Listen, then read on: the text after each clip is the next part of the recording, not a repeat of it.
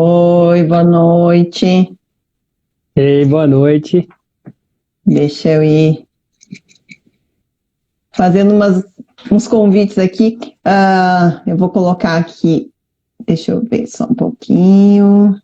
Eu quero colocar aqui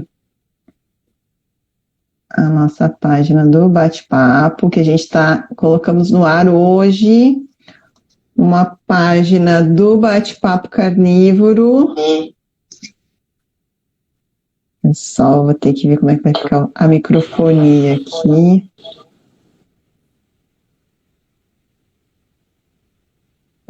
Deixa eu tirar a imagem e o som. Aqui. E agora eu vou chamar o João. Deixa eu ver se ele já solicitou. Vamos lá.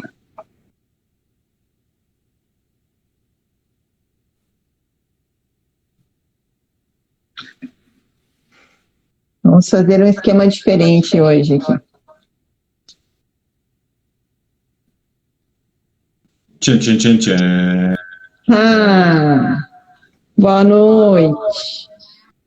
Boa noite, boa tarde. Boa noite. Para mim já é noite. Para você já é noite, para o Giga ainda é dia. Eu só É verdade, já é noite. Aqui ainda está de dia. Pois. Agora, verão, os dias são mais compridos.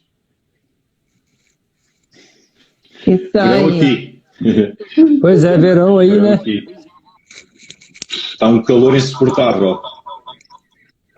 Gente, eu só estou ajeitando uma microfonia. Eu estou ajeitando uma microfonia certo, aqui. Exato. Que eu não estou Eu conseguindo. estava a ouvir o eco.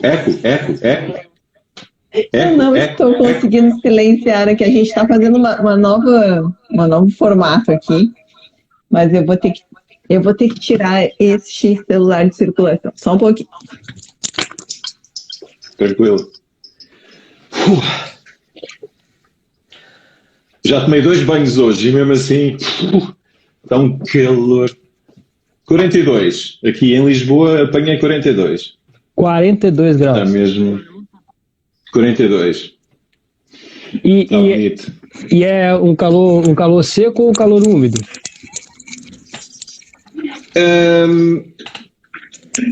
É assim, eu tenho a sorte de morar junto ao rio, por isso, do oceano, estou pertíssimo. Portanto, não é um frio seco, não é um calor seco, não é um calor continental. Mas às tantas parece que estás na sauna. É muito, muito calor, muito quente, é uma temperatura. Tu vais na rua, se estiveres ao sol e estás a respirar, e parece mesmo que estás na sauna, não é? O ar entra quente. Mas pronto. A minha cidade é a mesma coisa no verão. Eu moro no sul do Brasil e aqui no verão é uma umidade louca, parece que a gente está sufocando, é uma coisa absurda. É mais quente do que no Rio de Janeiro, é mais quente que em Salvador, é uma coisa absurda. Pois. Eu imagino que esteja dessa forma aí. Eu não me dou muito bem com o calor, porque eu gosto muito do inverno. Eu acho que o inverno agrega as pessoas. Nós ficamos mais, não sei, para já trabalhamos mais, eu acho que há uma predisposição muito maior não é? Porque precisamos de fazer qualquer coisa para nos manter quentes e o calor, tudo incha, tudo se afasta, não é? Em vez de nos agregarmos, estamos mais espapassados, não é? Ficamos feitos em papa, não sei, eu com o calor, eu dou muito mal com o calor. Mas pronto, é assim. Então vamos lá ao nosso bate-papo carnívoro. Você não ia gostar de morar onde eu moro, então não. Ui. Eu moro no Espírito Santo. Tem sombra? É verão o ano inteiro. Boa. Não, aqui também, basicamente, quer dizer, tirando estas temperaturas loucas. Mas é muito quente aí, no verão? No verão é bem quente. Mas agora a gente está no inverno aqui. A gente está no inverno, então fica uma temperatura bem amena. É bem gostoso. Pois, o inverno aí deve ser excelente. É. Tipo o quê? Tipo 20 graus? Não. 25, não? 30. Espetáculo. No inverno. Isso é o verão para muitos países. Espetáculo. Aqui, a gente gosta dessas temperaturas. Aqui é o mesmo clima do Rio de Janeiro, mais ou menos. O Espírito Santo é bem coladinho, né? Ok. Muito bem. Eu já estou com 8 graus aqui, passando frio. Mas a gente teve há 2 dias atrás 28 graus. Então, assim, ó, é uma diferença, uma amplitude que é uma coisa absurda. A amplitude térmica é muito grande. Muito demais, né? E aí a gente sofre bastante com isso, né? Mas esse é o Brasil, né? Muito bom. Vai tendo essas mudanças todas aí, mas, né? João, deixa... A meia estação está a desaparecer. Deixa eu aproveitar e o gancho... Força. Te fazer uma pergunta. Você também faz o water only, não faz? Sim. Você sente... Faço. Você sente que o controle da temperatura do corpo, fazendo o water only, ele melhora? Em conjugação com a carnívora, sem dúvida, sim. A resistência ao frio é muito maior pela termogénese a frio, ou seja, eu nunca tomo, por exemplo, banho de água quente no inverno, mesmo no inverno, especialmente no inverno. Para quê? Para ganhar a tal resistência ao frio. Uhum. E nós só ganhamos resistência ao frio. Ao início parece complicado, não é? Mas é uma questão de hábito.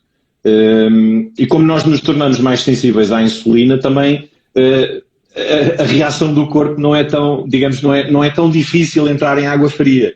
E, portanto, ao início custa, mas agora já nem penso 2 vezes. Eu vou para o duche, água fria, mesmo agora com o calor. Eu não vou tomar banho com água quente, como é óbvio. Mas noto uma grande diferença, sim. E em relação o odor... Em relação ao suor, força. Eu sinto o seguinte, porque eu também faço, né? O water only. O water only, para quem não sabe, é a higiene corporal apenas com água, sem sabonete, sem shampoo. A intenção é não tirar o manto hidrolipídico que protege o nosso corpo, tem várias outras funções, e uma delas é essa, o controle de temperatura. Eu sinto que quando eu transpiro, ao invés de eu me encher de água, o pingar, escorrer e não diminuir o meu calor, eu sinto que ele para na camada hidrolipídica, evapora e faz uma troca de calor mais eficiente, então eu acabo transpirando menos, né? Não tem mais aquele suador de ficar suando. Fica meio brilhando assim a pele e depois já regula a temperatura. Como se fosse um radiador funcionando ao invés de um radiador furado. Entendeu? Bom, é uma excelente analogia. Nós temos efetivamente um radiador, nós temos um termostato, digamos assim. Se calhar o termostato é melhor do que o radiador, mas a maioria das pessoas tem muita dificuldade em regular a sua própria temperatura. E a dieta que nós temos tem muita influência, como é óbvio, porque estamos constantemente num estado inflamado, temos mais quantidade de gordura branca em vez de termos mais gordura marrom, porque a gordura marrom é a gordura inteligente, que gera temperatura. Sim. E quando nós mudamos para uma dieta sem plantas, e quando fazemos exercício diariamente, quando nos expomos aos elementos, neste caso o frio, como estávamos a falar, nós começamos a perceber que o corpo autorregula-se com muita facilidade. E tu deste esse bom exemplo da transpiração, se bem que eu agora não consigo não pingar porque está de facto muito calor, mas a diferença a Rosa está a perguntar é water only, apenas água, só água, water only. Exato. E é como tu disseste, a camada hidrolipídica, ou seja, nós temos uma lubrificação natural na nossa pele. Eu pensei, eu vou deixar de tomar banho com gel duche, com shampoo, sabonete, etc. Eu vou ter a pele seca.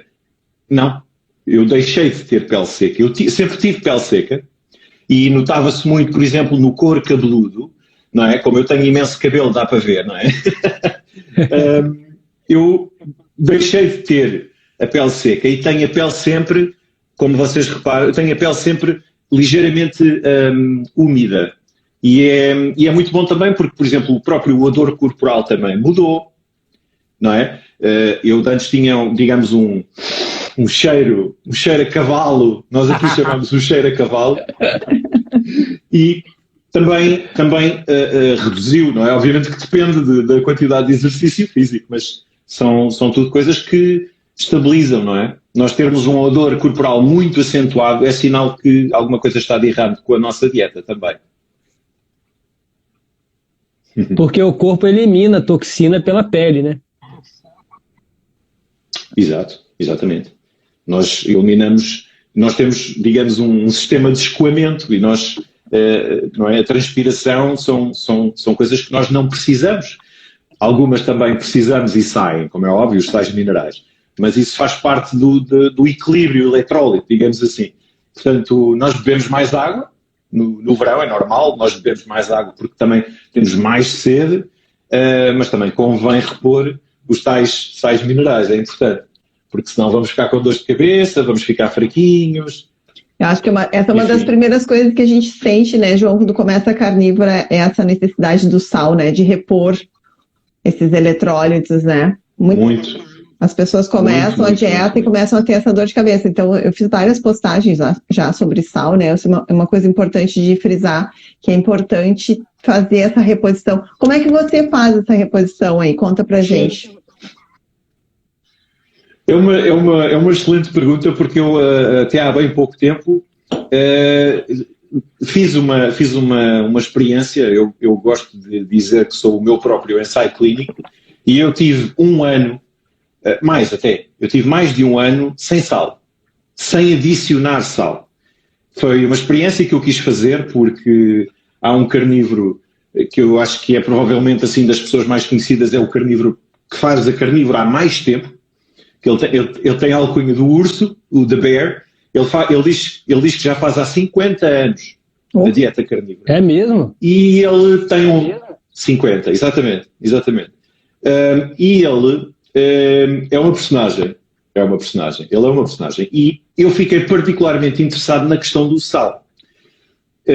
Porquê? Ele diz que deixou de adicionar. Ao início adicionava, porque toda a gente adiciona sal. O sal também é viciante, também dá um gostinho à comida. Nós ao início ficamos muito com a sensação de que se não pusermos sal, a comida não tem sabor.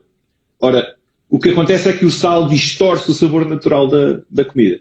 Mas já lá vamos, atenção, eu gosto muito de sal. E agora voltei a adicionar porque, digamos que os resultados da minha experiência, eu gostei, achei muito interessante, mas prefiro adicionar, até porque agora estou numa fase em que estou a treinar mais e preciso de mais sal. Mas o que ele dizia é muito interessante, que é, ao início, quando nós mudamos de uma dieta standard, digamos assim, ou uma má dieta, uma dieta desregulada, nós temos uma retenção de sal muito grande nos rins, por causa dos níveis elevados de aldosterona. A aldosterona digamos, é a hormona que regula o sódio nos rins e que está elevada por causa da insulina. É tudo muito interessante, é uma reação em cascata e, portanto, nós tornamos-nos retentores de sódio. Como estavas a dizer, quando nós retiramos os hidratos de carbono, quando nós esvaziamos o corpo de insulina, nós tornamos-nos em desperdiçadores de sal. O sal entra e sai. E por isso é que se diz que as dietas low carb são muito diuréticas. Não é? Por mais água que a gente beba, nós bebemos muita água e comemos alimentos mais ricos em minerais também, com mais sal. Nós adicionamos o sal, porque o sal ajuda à adaptação, é verdade. É muito importante no início da transição para a low carb carregar no sal, não é? Abusar no bom sentido do sal, para fazer essa transição, porque há muitas pessoas que ficam com dor de cabeça, apatia, e é nesta fase que há muita gente que desiste. Sim. Eu experimentei low carb. Low carb, cetogénica, carnívora, não é para mim porque eu tive dores de cabeça e eu não quero ter dores de cabeça. É a famosa keto flu, a gripe low carb. Isso, a febre cetogénica. Gripe cetogénica. A gripe cetogénica, exatamente. Que não é mais do que, e isto é horrível dizer, mas eu acho que é a única maneira de nós percebermos é a ressaca. É a ressaca do açúcar. O corpo, vamos lá ver, o açúcar é uma droga. Uma pessoa que se interesse por estas coisas percebe que quando nós tiramos, por exemplo, quando nós tiramos uma pessoa viciada em heroína, quando lhe tiramos a heroína, ela fica com reações muito evidentes, reações físicas. Físicas. Não são só mentais, não é só a gente desejar e desejar e desejar ter os tais cravings. Não. O corpo, fisicamente, há convulsões, há pessoas que têm febre, delírios, okay? Alucinações. Portanto, a retirada do açúcar vai destabilizar o panorama, digamos, mental, cerebral, hormonal. Eu acho que é importante dizer neuro-hormonal. É uma crise de abstinência, né? E tu tiras e sentes a falta de dores de cabeça e tal. Epá, não quero ter dores de cabeça, vou voltar. Não, esquece. Low carb não é para mim. É nesta fase, é curioso. É logo ao início. Por isso é que há tanta gente que diz, low carb não é para mim. Não é para ti porque tu não estavas disposto a abdicar daquilo que te põe doente.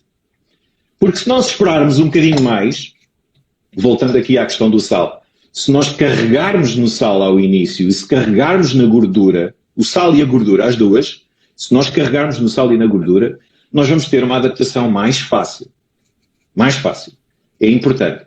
E sempre que bebermos água, é preferível beber água, por exemplo, com um bocadinho de sal, pouco, porque há pessoas que não estão habituadas e depois dizem que mas a água salgada é horrível. Não é preciso pôr muito, põe menos. Uma pitadinha. Vais habituando o corpo. Uma pitada, exato. E depois tu vais perceber, especialmente se considerarmos aqui a variante do exercício físico, tu vais perceber que o teu corpo vai pedir mais sal. Até o suor, nós podemos perceber pelo suor que nós transpiramos, nós podemos perceber pelo tipo de suor que nós temos, se o corpo precisa de mais sal ou menos sal. Nunca aconteceu, a mim já não aconteceu, porque eu nestas coisas eu não tenho papas na língua e faço as coisas como... Já me aconteceu eu lamber-me e perceber que estou salgado. Ora, se eu estou salgado, eu tenho sal a mais. Então eu posso reduzir o sal. E eu posso perceber como é que eu me sinto. Não é? E agora, eu lambo-me e está tranquilo, não tenho sal. Não tenho sal. Portanto, eu diria que estou bem hidratado. Acho que eu estou meio doce. E nesse início, eu percebo as pessoas morrem de medo de sal. Não porque o sal vai aumentar minha pressão. Vou morrer de pressão alta. É o que primeiro as pessoas pensam. E até aumenta, no início até aumenta.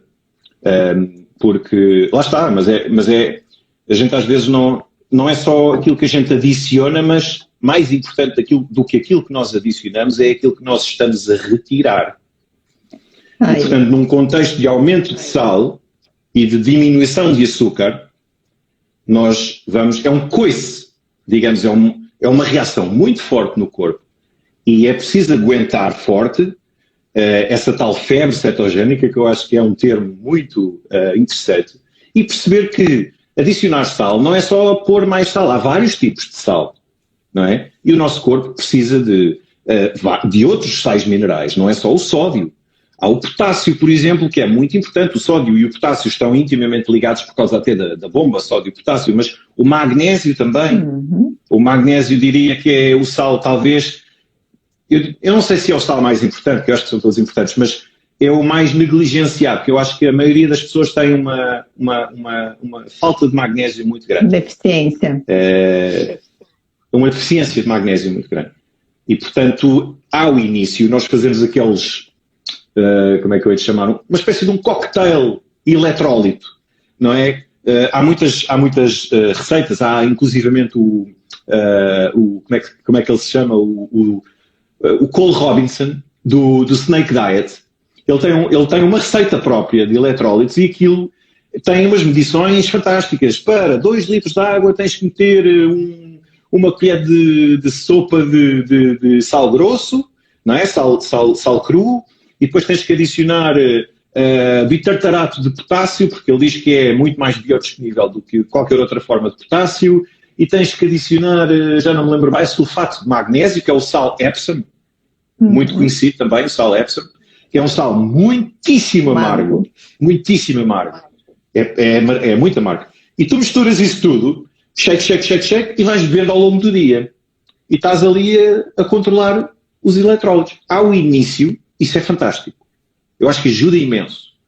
Agora, para ser sincero, ao fim de 4 anos, mais de 4 anos de carnívora, eu deixei-me de cocktails. Eu bebo água, como carne, ovos e bastante sal. Mas também tenho o meu rico caldo de osso, que tem muitos minerais. E, portanto, sem caldo de osso, para mim, não fazia sentido. Eu sou fãzíssimo, muito fã de caldo de osso. Eu acho que é uma dica fantástica, não só para fechar o intestino, curar o intestino, digamos assim, mas é uma espécie de uma poção mágica, quase, digamos. E, João, deixa eu fazer uma pausa aqui no caldo de ossos, porque as pessoas perguntam muito sobre o caldo de ossos. Você faz aquele caldo de ossos que precisa cozinhar, existe essa necessidade de deixar ele cozinhando por muito tempo? A gente pode deixar menos tempo? O que você tem para dizer sobre isso? Eu sou, quem me conhece e quem me segue sabe que o caldo de osso é uma componente importante da minha vida carnívora, digamos assim. Eu tenho sempre caldo de osso em casa e eu gosto muito da slow cooker, e até já fui atrás para apelidado de carnívoro da slow cooker. Eu recomendo um caldo de osso feito durante mais tempo. Porquê? Porque nunca ferve, ou seja, a slow cooker tem essa vantagem de cozinhar sempre a temperaturas baixas.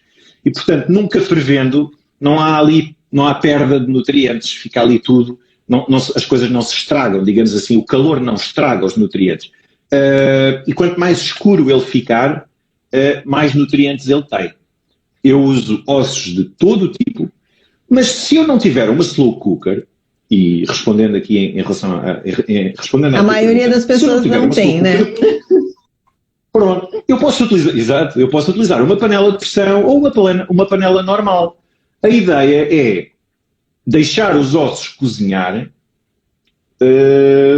o mais tempo possível. É tão simples como isto. Portanto, imagina, eu levanto-me, estou em casa, tomo um pequeno almoço e ponho uma panela grande com os ossos, com uma cebola, uma cenoura, um alho para dar um gostinho, vinagre de cidra de maçã, que eu uso muito também, que ajuda a libertar os nutrientes dos ossos e do tecido conjuntivo. Eu não ponho só osso, eu adiciono tecido conjuntivo também, tendões, aqueles restos todos do açougue, não é assim que vocês dizem? Mas você usa só o boi, só a carne de boi, para fazer o caldo de osso? Ou mistura de outros? Eu uso ossos, porco, frango, eu misturo tudo. Tá. Já fiz inclusivamente até caldo de, por exemplo, as cabeças do camarão. As pessoas normalmente deitam fora a cabeça do camarão, não é? Eu guardo as cabeças do camarão e faço, e parece sumo de laranja, a cor. E, portanto, eu concordo com o que a Silvia disse, é ouro líquido. O caldo de osso é uma maravilha, depois é um 2 em 1 fantástico, não é? Porque fica aquela rodela de gordura por cima, que nós tiramos, que ela fica sólida, e utilizamos para cozinhar. E a gelatina que fica por baixo. É uma maravilha. Agora, vai de ajustar ao gosto de cada um. A Silvia, por exemplo, a Silvia que comentou, a vovó Fit Low Carb, ela é mestre em caldo de osso. Já provaste o caldo de osso dela? Não, o dela não. Eu conheço, ela faz várias receitas, faz vários tipos. Mas eu uso também. Tens que provar o meu, para ver Tens que provar o meu, que é para ver quem é que é o mestre. Tá o desafio aí. Então você vai ter que mandar para nós dois, aqui para o Brasil, hein? Modéstia à parte, eu faço, eu acho que não é difícil, mas lá está, nós fazemos tantas vezes que a prática, não é? O hábito faz o monge, nós vamos fazendo, se ele não ficar bom, é sinal que alguma coisa está mal, não é? Mas eu, por exemplo, sendo mais específico em relação aos ossos, por exemplo, é ir ao açougue, talho, nós dizemos talho em português, é ir ao açougue e pedir os ossos da canela, a tíbia, por exemplo, que é aquele osso que tem o tutano, é o osso mais conhecido, digamos assim, que as pessoas abrem, não é? E têm aquele banana split, digamos assim, com o tutano. O tutano vai, digamos, derreter e vai passar para o caldo. E aquilo é gordura saturada, aquilo é top, digamos assim. Se nós pensarmos que o tutano é a matéria a partir da qual se fazem ossos, nós vamos perceber o quão importante o tutano é. O tutano que está ali aquilo é vida. É ouro. Aquilo é nutrição pura. Eu amo. É ouro. É ouro. Amo tutano. É tão bom. E é muito saboroso. Agora, vai muito cada um, claro. Nossos tataravós, nossos ancestrais, né? Que inclusive são os mesmos, né? Nós temos o mesmo tataravô de nós três e de todo mundo que está aqui. Eles evoluíram quando eles acessaram o osso. O primeiro grande salto evolutivo foi quando acessou o tutano. Uma coisa que eu sempre digo para exemplificar a riqueza do caldo de osso é que a gente vê, por exemplo, em lugares que as pessoas passam fome, que elas ficam só pele e osso, e elas não morrem, porque o osso é o cofre do corpo. É onde está guardado o ouro, onde está guardado os nutrientes mais importantes, eles ficam guardados dentro do osso do animal. Excelente. É uma excelente analogia, o cofre do corpo. É excelente. É uma analogia espetacular. Inclusive ele é inacessível. Estou a absorver. Inclusive é inacessível. Uma das minhas grandes dificuldades, João, é quebrar o osso. E eu peguei um osso para quebrar o osso, um osso de canela de boi, com marreta, com... Sim. É inviolável, é um cofre inviolável, é realmente... Só uma serra de açougue mesmo para quebrar. É muito forte o osso. Sim. Ou um bom cutelo. Há facas próprias para cortar ossos, mas sim, de facto, é inacessível. Eu gosto muito dessa analogia. É uma espécie de um último bastião, digamos assim. É a última etapa, digamos assim, da nutrição. É brutal. A última reserva. João, a última reserva do corpo. Vamos aproveitar que agora o pessoal já entrou, né? A live já está com... Já estamos com 44 pessoas. Queria pedir para você se apresentar um pouco mais formalmente para o pessoal que ainda não te conhece. Claro. É um prazer estar aqui. O meu nome é João Franco. Sou carnívoro há mais de 1575 dias, creio, sim. E estou aqui para vos dizer que a dieta carnívora, de uma forma isolada, foi a mudança mais importante na minha vida. É verdade. Quem diria que, uma referência à alimentação apareceria assim no top, enfim, dos eventos da minha vida. Obviamente que é uma jornada de autodescoberta, também de algumas coisas menos boas, mas eu gosto de ver o positivo sempre, porque uma pessoa que faça uma dieta carnívora digamos assim, é uma ovelha negra ou é uma ave rara, não sei bem. Nós somos vistos por toda a gente como os maluquinhos. Somos uns maluquinhos da dieta, porque nós fazemos tudo ao contrário, digamos assim. Nós invertemos as diretrizes, ou não invertemos, rasgamos. Não. Nós não queremos saber de diretrizes, nós queremos saber de comida nutritiva. E, portanto, eu tinha outra conta, que era o Carnivore IM, que foi invadida, e desde já agradeço imenso às pessoas que me têm tentado ajudar para comunicar esta minha nova conta, que é o Nutrivorismo. E eu aproveitei terem roubado a minha conta, eu aproveitei para repensar a minha abordagem em relação às pessoas. E então eu decidi mudar, que eu podia ter posto Carnivore IM 2. Mas não, eu decidi mudar para o nutrivorismo, porque eu acho que é importante concentrar-me nesta questão, que é, nós temos que perceber de uma vez por todas que devemos comer pela nutrição dos alimentos. Eu diria que é uma charneira, é um ponto muito importante que ajuda as pessoas a fazer o seu próprio caminho, que é deixar de prestar atenção àquilo que se diz lá fora, porque a única pessoa que pode fazer alguma coisa pela nossa saúde somos nós mesmos. E por isso eu digo, eu sou o meu próprio ensaio clínico. Eu não quero saber se eles dizem que a carne faz mal. Dizem? Ok. Têm não sei quantos estudos que dizem que comer carne faz mal às orelhas, faz mal às sobrancelhas, faz mal ao queixo, faz mal ao nariz. A gente sabe. Faz mal a tudo, não é? Uhum. Pronto. Estamos os três muito mal. Eu acho que sim.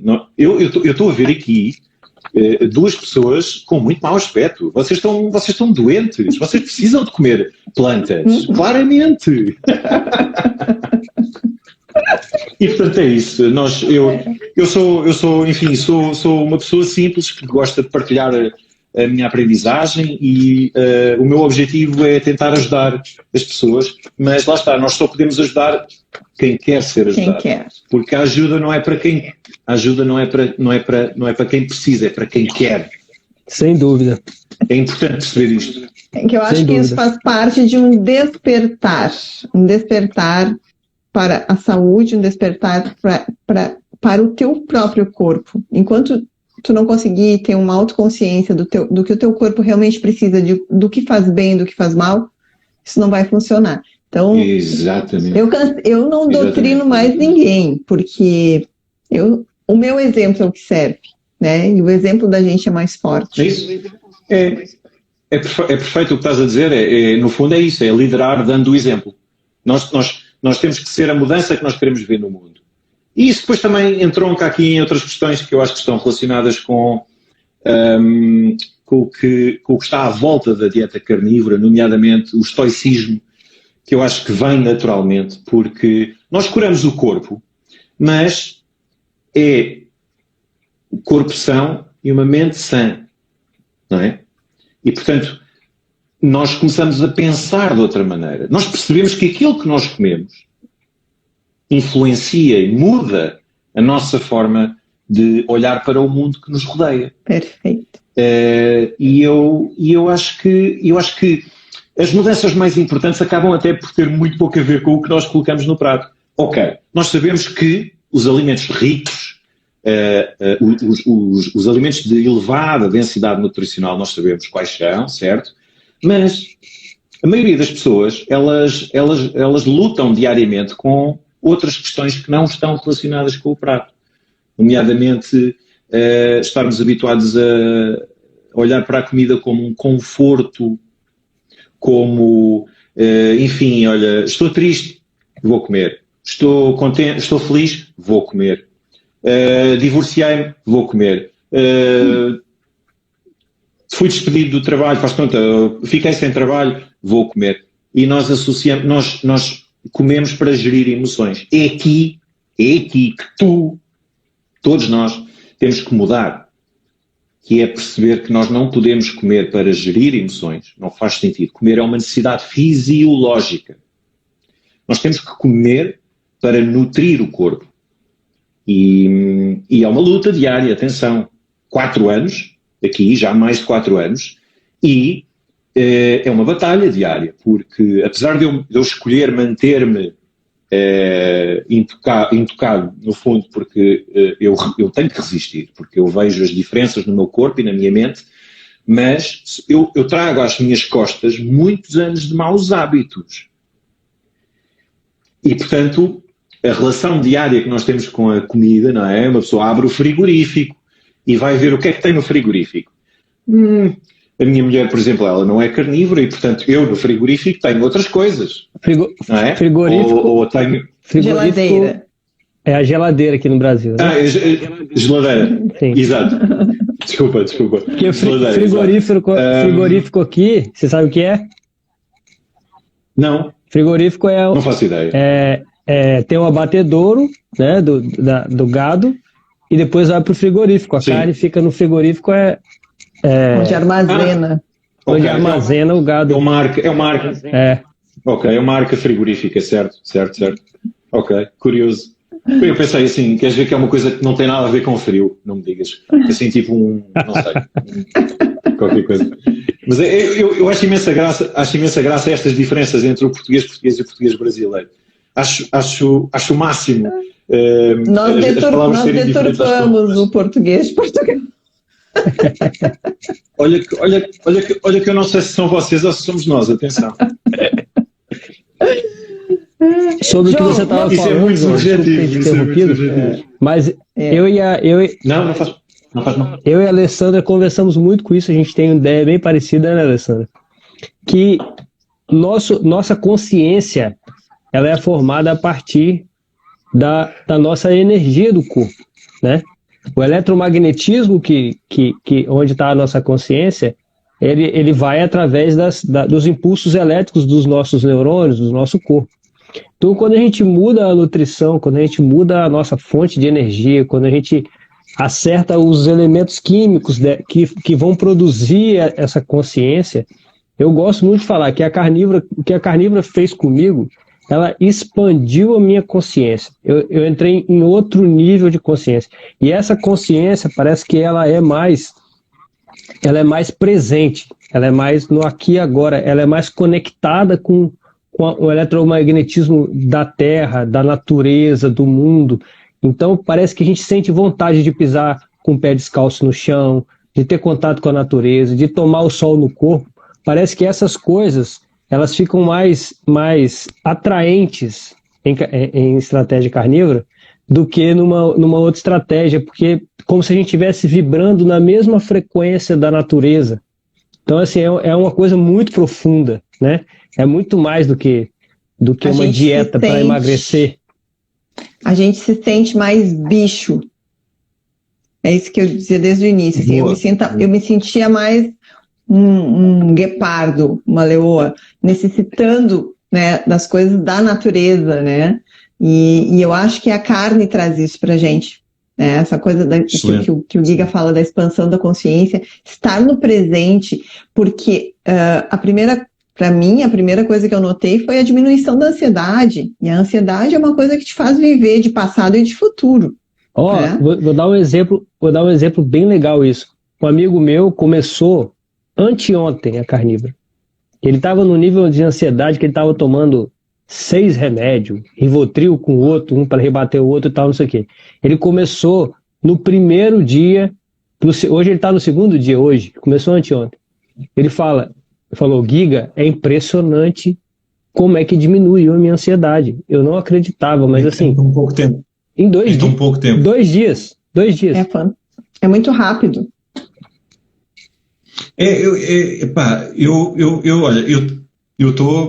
Já estou de cabeça, já estou com a cabeça cheia de coisas boas por estar a ouvir o que vocês estão a dizer. Queria pegar numa coisa que tu disseste em relação à expansão da consciência. Eu acho muito interessante, mas eu tenho dúvidas, sabes? Eu não sei se é uma expansão ou se é uma redescoberta. Sim. Porque nós afastámos-nos muito, nós afastámos-nos muito da nossa essência. E pegando no que a Alessandra disse do bicho, de sermos bicho, e a ligação com a natureza, o querer estar mais junto da natureza, pôr os pés no chão, apanhar sol. Por exemplo, eu olho muito mais vezes para o céu agora. Uhum. Eu acho que em 4 anos já olhei mais vezes para o céu do que no resto da minha vida. E isto é aqui uma questão quase metafísica. E por isso sim, comer mais carne fez-nos eu acho que nós nos reaproximamos ou nos reconectamos com o que está à nossa volta, com a natureza, que essa sim essa é a verdadeira ligação espiritual, diria. A nossa essência. Com as pessoas eu acho que isto é holístico. Eu estou ligeiramente fora de água, fora de pé, digamos assim, porque esta não é a minha área, apesar de eu achar que isto é interessante e tenho receio de me perder, digamos. Mas é verdade que nós ficamos mais primitivos.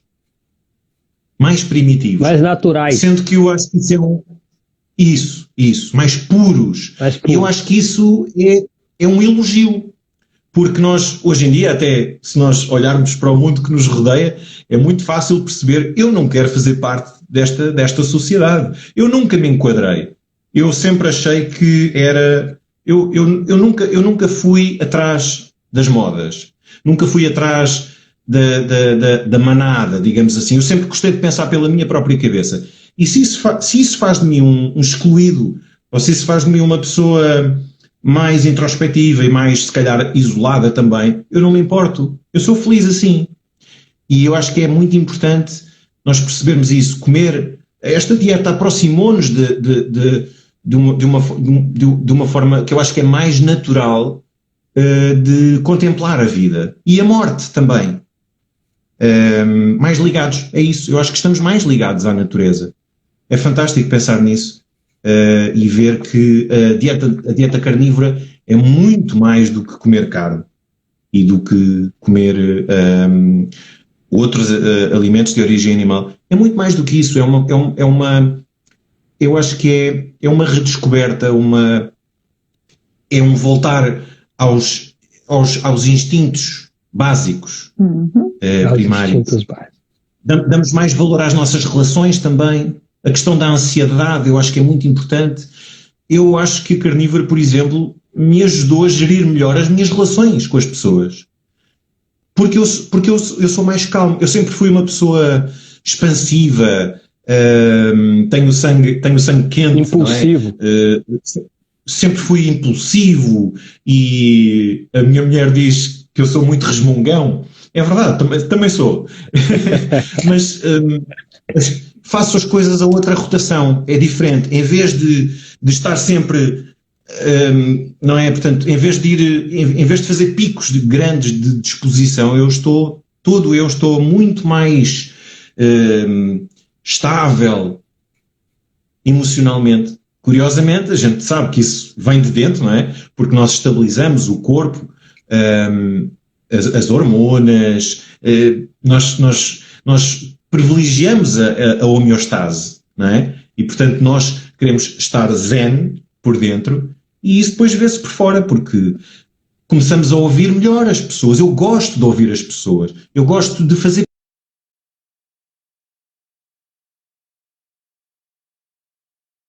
Alessandra, você travou antes.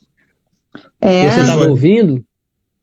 Você estava escutando ou não? Ainda ficamos um bocadinho à conversa. Pois foi. Não, eu acho que travou até a minha gravação aqui daí.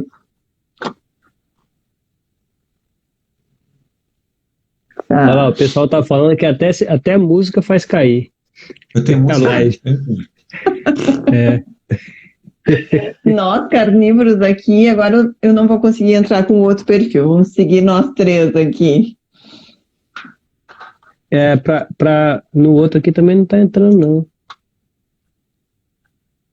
É isso Boa. Mesmo, são os veganos a tentar derrubar. É verdade. É uma guerra, é uma guerra. É uma guerra mesmo. E as coisas Mas aqui a gente leva... Agora, por que tem essa guerra toda? Porque a carne, né, esse que a gente está falando, é a verdade. E a verdade é o maior inimigo da mentira. Então, por isso que é tão combatido. Que é caso para dizer que, neste caso, a carne digamos, é o inimigo ao lucro de uma indústria, não é? Sim. Claro, porque... Que vive numa mentira. Se tu tivesse uma população bem alimentada, é, consequentemente, uma população que vai pensar melhor e, portanto, vão questionar a liderança. Uma pessoa que não come a carne é muito mais complacente, não é? Obediente e vai aceitar aquilo que tu lhe disseres. É tão simples como isto. O que nós comemos influencia a nossa personalidade, não tenham dúvidas. Eu não sei aí em Portugal ou aí, Alessandra, no sul, mas aqui onde eu moro, parece que nasce uma farmácia numa esquina a cada semana. Aqui é uma guerra de farmácia, tem 4, assim, uma em cada esquina. de Você fala assim, redes diferentes. Eu preciso ir na farmácia. Sempre tem uma assim, tem uma aqui, tem outra ali, tem outra ali. E isso não era assim na minha época, né? Tempo atrás, não era. É verdade. É verdade. Não era. Não era. É muito óleo de soja, né? A coisa já está diferente. Uma vez falei com quando fiz o podcast com a Jade Soller, ela fez-me essa pergunta também em relação às farmácias. E nós estávamos a falar de uma questão muito interessante que era: seria muito bom sinal se nós tivermos mais açougues e menos farmácias. E é o contrário, né? Exatamente, inverter essa tendência, porque nós estamos a caminhar numa direção em que vai haver cada vez mais farmácias. E menos açougue. Porque as pessoas são cada vez mais doentes e, portanto, o açougue é a minha farmácia. A minha também. Aliás, eu só vou na farmácia para comprar barbeador, cotonete e... Eu aumento a lista com absorvente.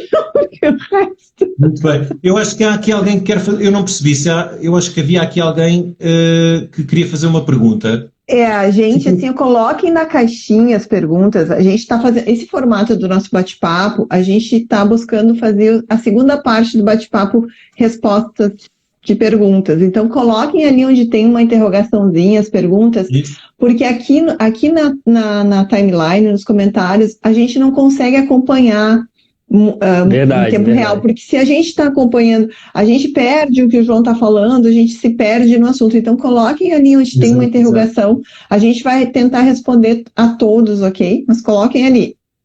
Ok, eu estou tão focado nas vossas caras que, de facto, eu leio. São letrinhas tão pequeninas. A gente não consegue, mas a gente vai responder, coloquem ali, ok? Exato. Vamos lá, segue, João, porque a gente teve aí uma interrupção, eu já me perdi até onde a gente estava. Nós estávamos numa onda muito, muito boa, estávamos a falar da tal ligação espiritual, a tal... Vamos pegar um gancho? A carnívora nos ancestraliza, não é? Nos ancestraliza. E eu sinto que no jejum isso ainda é mais potencializado. Essa conexão, quando a gente está em jejum, ela se amplia mais ainda. Não sei se você também sente isso. Sinto, especialmente porque já treinei e ainda não comi. E, portanto, eu já estou em jejum há mais de 24 horas e estou com vontade de chorar. Sabes? Você é doido. Não é aquela fase. É aquela fase em que já passaste o jejum e as últimas horas do jejum são as horas de maior criatividade, de maior emoção, e eu estou muito comovido porque eu acho que é preciso mais disto que nós estamos aqui a fazer. Nós estamos aqui com uma ligação muito forte, eu acho que é muito importante para as pessoas perceberem que a dieta carnívora é muito mais do que uma forma de, digamos, de escolher os alimentos, mas é sobretudo uma filosofia de vida. Sim. E, portanto, são as tais coisas que não têm tanto a ver com a dieta exatamente, mas que nós acabamos por nos sentir atraídos por elas. A tal ligação à natureza. Por exemplo, eu voltei a ler. Eu sempre achei que ler era... Eu gostava de ler mais. Eu gostava de ler, mas eu não sei porquê, não me apetecia ler. E eu, em 4 anos, li mais livros, provavelmente, do que no resto da minha vida. Olha, excelente. Eu estava aqui resgatando os antigos hoje também. Vocês são os ratinhos de biblioteca, não é? Eu nunca fui de ler, João. Nunca fui. Pois. Nunca fui. E agora, porquê que queres ler? Diz-me lá, o que é que tu sentes em relação a isso? Se eu te perguntar porquê é que tu voltaste a ler ou porquê é que tu agora lês, o que é que tu me respondes? Eu não conseguia aquietar a minha mente para parar e focar e me concentrar em ler. Os macaquinhos do sótão, eles estavam sempre Em jejum, principalmente quando eu tô com jejum, eu tô também agora em jejum, tô há 29 horas de jejum, comi ontem 2 horas. A gente fez um desafio, até, não sei se você acompanhou, para o pessoal entrar, mais de 50 pessoas estavam fazendo jejum junto comigo, com a Thalma, e terminava 2 horas. Só que eu tinha uma reunião 2 horas, tive outra reunião 3 horas, aí vim para lá, aí tive um probleminha aqui e falei, vamos embora sem comer mesmo, né? É que a gente tem uma questão aí importante. Agora eu vou falar de uma coisa cerebral para vocês, tá? Hoje de manhã eu estava fazendo uma aula sobre isso. Acetilcolina. Certo? Muito bom. Colina, certo? Colina. Sim. A carne é riquíssima em colina, os ovos são ricos em colina. Por que a gente consegue ter mais foco? Porque essa alimentação faz com que aumente esse neurotransmissor. E esse neurotransmissor é o neurotransmissor que marca nossas redes neurais, que cria novas redes neurais, que faz neuroplasticidade, que te dá foco.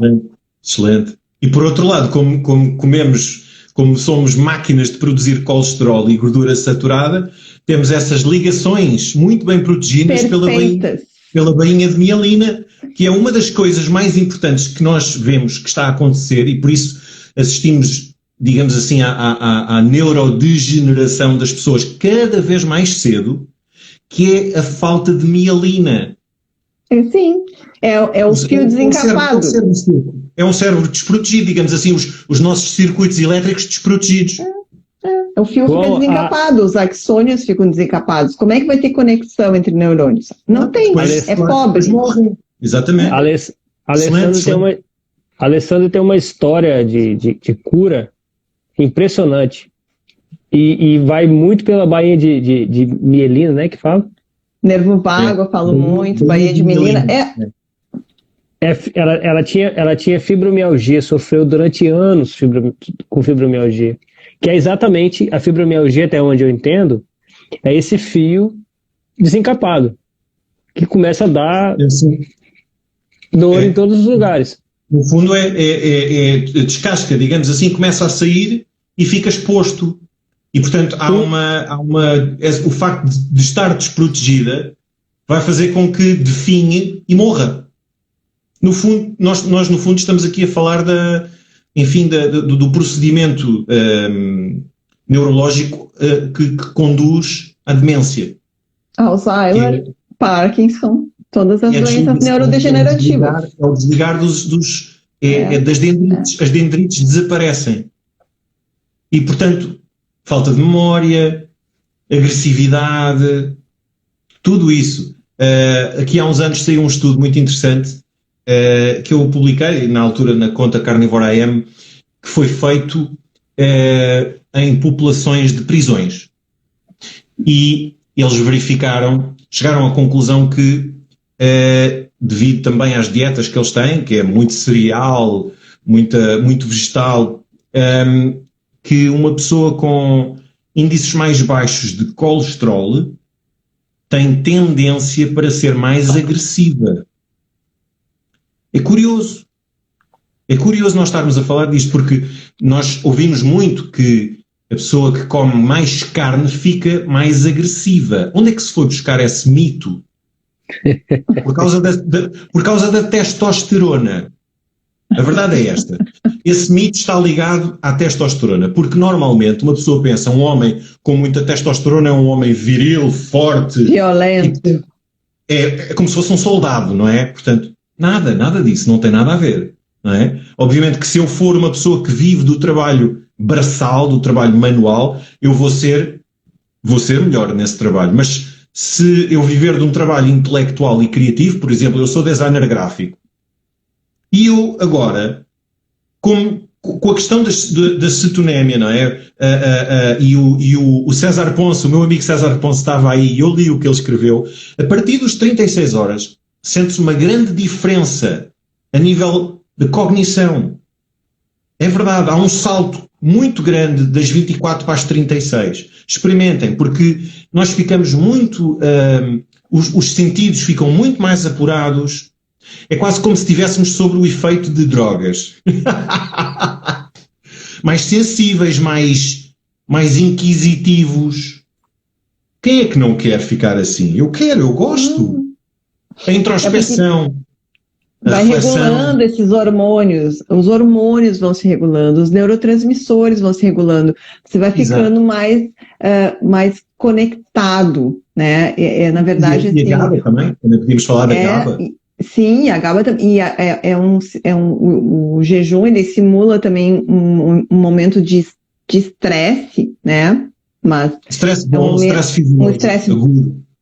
Um estresse bom, e onde te deixa mais alerta, mais focado. Então, na verdade, esses neurotransmissores, eles estão funcionando super bem, né? Fluindo super bem e te deixando bem, né? Por isso que a gente sente... Eu nunca passei... Eu fiz 48 horas uma vez, mas o meu padrão é 24 horas, eu não consigo passar muito.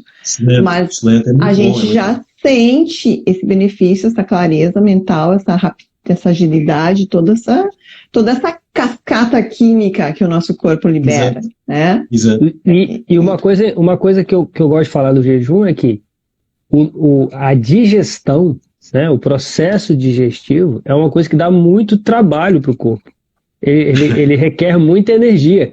Então, quando a gente cessa esse trabalho, quando a boca fala pro ânus, galera, fechou a fábrica, libera a energia aí de 20%, sei lá quanto que a gente gasta na digestão para o resto, para o foco, e a gente sabe, né, João, que estudos mostram que os nossos tataravós, que era o mesmo nossos tataravós, eles ficavam em média 5 dias sem comer. Então, assim, a vida, ela acontece mesmo no estado não alimentado. Essa história que a gente tem que comer o tempo todo, que tudo é comer, é para vender mais grão, né? Isso que tu estás a dizer exatamente. Isso que tu estás a dizer, eu acho que o que tu disseste agora, eu acho que é capaz de ser eu acho que é das coisas mais importantes, sabes? Lá está, que acabam por ter a ver pouco com o prato e aproveitando o facto de estarmos a falar de jejum e das vantagens metabólicas, como já abordámos aqui algumas questões relacionadas com os neurotransmissores, etc., e com a constituição da estrutura neuronal, etc., mas o apanhar o sol, sintetizar, não é? A ajuda do colesterol na sintetização da vitamina D na pele. Vitamina D. Por exemplo, eu deixei de ficar escaldado quando apanho sol. Eu sempre fui moreno, é verdade. No verão, a minha mãe até diz que eu pareço um mouro. Eu fico quase pareço um marroquino. E a verdade é que, mas eu queimava-me no início do verão, eu queimava-me sempre, ficava com um escaldão, ficava muito vermelho. E os meus últimos 3 verões, como carnívoro, eu nunca mais pus protetor solar e eu não fico vermelho. Eu também. Eu vou ficando gradualmente castanho e fico o ano todo bronzeado. Porquê? Também apanho mais sol e faço questão de apanhar mais sol, porque lá está, porque nós queremos, porque nós sentimos-nos bem, e eu acho que o sol é muito importante. O sol é carne, sal e sol, faz de conta. Se nós tivéssemos que escolher aqui alguns pilares desta forma de viver, eu acho que é a carne, o sal e o sol. Porque nós sentimos-nos bem e nós queremos nos sentir pior. Não. E por isso, tudo o que vocês disseram sobre estas questões que nós verificamos que nos sentimos melhor assim, que introduzimos essas mudanças e que depois não faz sentido. Essa questão da digestão. Todos nós passamos por essa aprendizagem que era, a seguir a comer, uma quebra de disposição enorme, não é? Por causa do nervo vago, uma alocação energética muito grande, porque era preciso focalizar na digestão. E quem consegue trabalhar com a barriga cheia? Quem consegue pensar de barriga cheia? Uma pessoa de barriga cheia só quer é dormir. E por isso eu treino melhor em jejum, eu trabalho melhor em jejum, e outras coisas que eu não vou dizer porque não quero chocar ninguém, mas...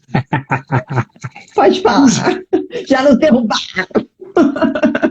o jejum. E depois é giro. Alessandra, tu disseste uma coisa muito boa, que eu vou pegar numa coisa que tu disseste que eu acho que é fascinante, que é o estado de vigia, esse estado de vigia que é muito interessante e que eu acho que é uma das coisas, que é um dos assuntos que eu acho que é mais fascinante em relação digamos, à capacidade que o corpo mantém. Porque um estado de stress agudo pode provocar coisas no corpo que nós não compreendemos muito bem. Como, por exemplo, de repente, do nada, a nossa força triplicar. Ou como, por exemplo, o sperm count, digamos assim, a contagem dos espermatozoides aumentar 10 vezes. Porquê? É uma questão de sobrevivência. E, portanto, existe uma série de reguladores no nosso corpo, e podemos falar do mTOR ou do AMK, do APK, AMPK, exatamente, quinase, que tem a ver com, é regular, portanto, o estado alimentado com o estado em jejum. Temos abundância e temos escassez. O corpo sabe o que é isso.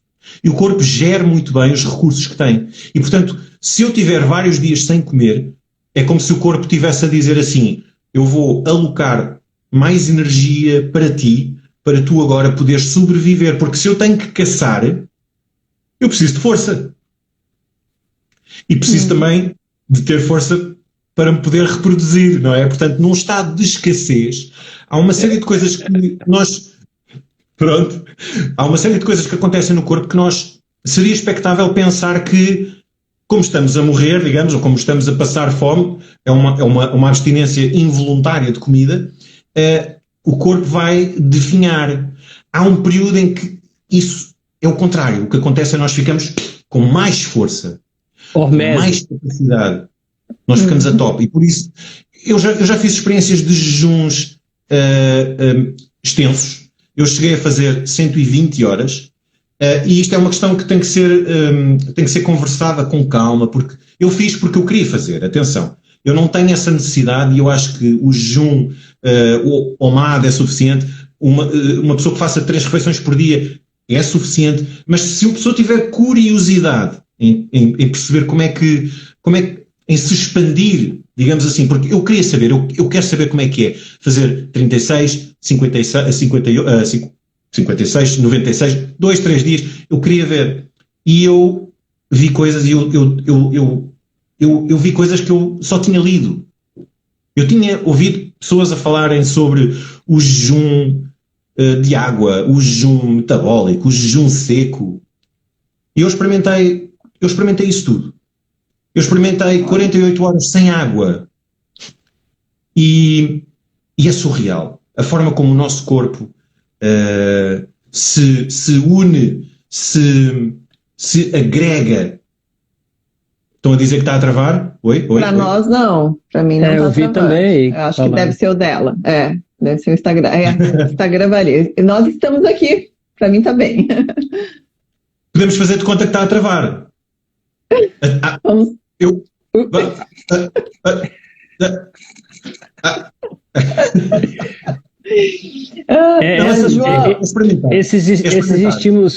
Esses estímulos negativos que geram resposta positiva, né? Que é a hormese, né? Que a gente ouve muito falar da hormese. Hormese. Que é o exercício físico, é isso, né? Você vai lá, maltrata seu corpo e ele fica mais forte. Temos que destruir para construir. É superação. É a superação. Nós somos seres antifrágeis, né? Antifrágeis. O frágil, quando você estimula, ele quebra. O antifrágil ele fica mais forte. É perfeito. E entender isso, 360 horas. Nossa, só água. Jesus! Parabéns. Edilma Horta. Olha só. Uou. Não sei se eu chego lá, eu já fiz 7 dias, 7. 7 é muito bom também. Para mim, a carnívora tá bom demais. João, pessoal, eu já vi que tem uma pergunta ali que está relacionada com o jejum e com o consumo de caldo de ossos, né? Você consome caldo de ossos durante o jejum? É uma boa pergunta. Às vezes, estas questões relacionadas com o jejum e com a rotina da alimentação podem causar alguma ansiedade, na medida em que uma pessoa pode pensar, mas eu quero fazer o jejum. Eu acho que nós temos que olhar para estas coisas de uma forma descontraída e temos que perceber que cada corpo, não é? Portanto, a aposta na bioindividualidade, eu acho que é muito importante. Nós somos muito complicados e, portanto, é assim, eu vou dizer o seguinte, se a pessoa quer descobrir-se, a pessoa vai ter que sair da sua zona de conforto. Digamos, a única regra para fazer o jejum e para apostar em experimentar outros horários ou outro tipo de jejum é nunca passar fome. Não vale. É a regra de ouro. Se eu quero fazer jejum, eu não posso comer menos do que preciso, porque isso não é saudável. Ninguém quer. E não podemos pôr à frente aqueles objetivos materiais de querer perder peso. Isso é outra história. Perder peso e perder gordura são duas coisas diferentes. E, portanto, sim, eu diria que uma pessoa pode beber o caldo de osso quando está em jejum. Porquê? Porque temos que perceber qual é a constituição do caldo de osso. O caldo de osso, basicamente, é gordura, pouca proteína, porque não tem um valor proteico por aí além, não tem, e é basicamente gordura. E, portanto, existe também o chamado fat fast, ou o jejum gordo, que é o jejum metabólico, que é, eu não vou, portanto, eu mantenho os níveis insulínicos baixos, a circulação de insulina é muito baixa, e, portanto, eu vou imitar, são as